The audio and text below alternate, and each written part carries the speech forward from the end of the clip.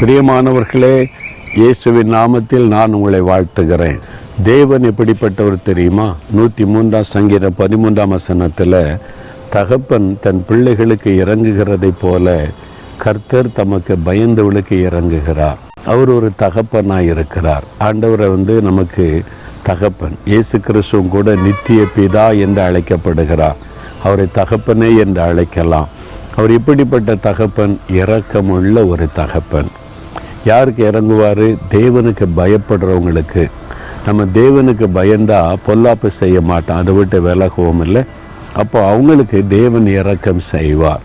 அப்போ தகப்பன் சிட்சியாத புத்திரன் உண்டோன்னு பைபிளில் இருக்குது. அவர் சிட்சிப்பார், அடி கொடுத்து சிட்சிப்பார்.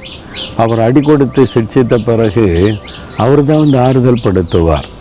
அவர் காயப்படுத்துகிறவரும் காயம் கட்டுகிற தேவனாக இருக்கிறார் என்று வசனம் சொல்லுகிறாரு.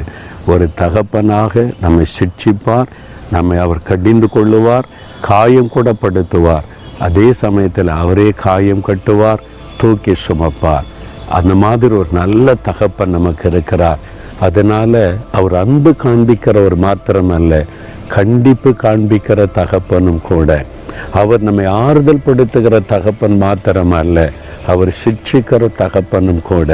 அதனால் அவருக்கு எப்பவும் பயந்து அவர் மேலே அன்பாக இருந்தால் அவர் நம்மளை அரவணைத்து நடத்துவார். சரியா? இன்றைக்கி ஆண்டவர் உங்களுடைய தகப்பனாக இருக்கிறாரா? அவர் எனக்கு அப்பா, நான் அவர் அப்பான்னு கூப்பிடுவேன்னு உங்களால் சொல்ல முடியுமா? இல்லாட்டா இன்றைக்கு அந்த அனுபவத்தை பெற்றுக்கொள்ளுங்க. யோவான் 1:12 வசனம் சொல்லுது, இயேசு கிறிஸ்துவின் மேல் நாமத்தின் மேல் விசுவாசம் வைத்து இயேசுவை உள்ளத்தில் ஏற்றுக்கொள்கிற எல்லாரும் தேவனுடைய பிள்ளைகள் என்கிற அதிகாரத்தை பெறுறாங்க. இயேசுவை உள்ளத்தில் ஏற்றுக்கொண்டு இருக்கிறீங்களா? அவர் உங்களுக்காக சிலுவையில் பாவ சாபத்தெல்லாம் சுமந்துட்டார்.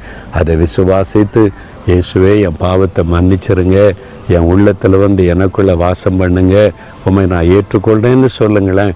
அவர் உள்ளத்தில் வந்துட்டா நீங்கள் தேவனுடைய பிள்ளை என்கிற சந்தோஷம், தைரியம், மன மகிழ்ச்சி வந்துவிடும். அவர் உங்களுக்கு தகப்பனாக இருப்பதை தினந்தோறும் நீங்கள் உணர்ந்து அவரை ருசிப்பீங்க, அவருடைய அன்பை அனுபவிப்பீங்க. அந்த கிருபை ஆண்டவர் கொடுக்க விரும்புகிறார். நீங்கள் அவருடைய பிள்ளை ஆயிட்டீங்கன்னா, உங்களுடைய பிள்ளையாக்கினதற்காக ஸ்தோத்திரம்னு சொல்லுங்கள். பிள்ளை ஆகலைன்னா, இன்றைக்கு உங்களுடைய பிள்ளையா என்னை மாற்றுங்க, உண்மை ஏற்றுக்கொள்கிறேன்னு சொல்லுங்கள். இருதயத்தில் கை வைத்து ஜெபிக்கிறீங்களா? தகப்பனே, உம்முடைய பிள்ளையாக, மகனாக, மகளாக என்னை அங்கீகரிப்பதற்காக சிலுவையில் உண்மையே பலியாய் கொடுத்தீங்களே, உங்கள் இரத்தத்தினால என் இருதயத்தை கழுவுங்க. இயேசுவே, என் உள்ளத்தில் வாசம் பண்ணுங்க. நான் உம்முடைய மகனாக இருக்கணும், மகளாக இருக்கணும். நீங்கள் எனக்கு தகப்பனாக இருந்து தாங்கி நடத்தணும். அதற்காக என்னை ஒப்பு கொடுக்கிறேன். இயேசுவின் நாமத்தில் ஜெபிக்கிறேன் பிதாவே. ஆமென்.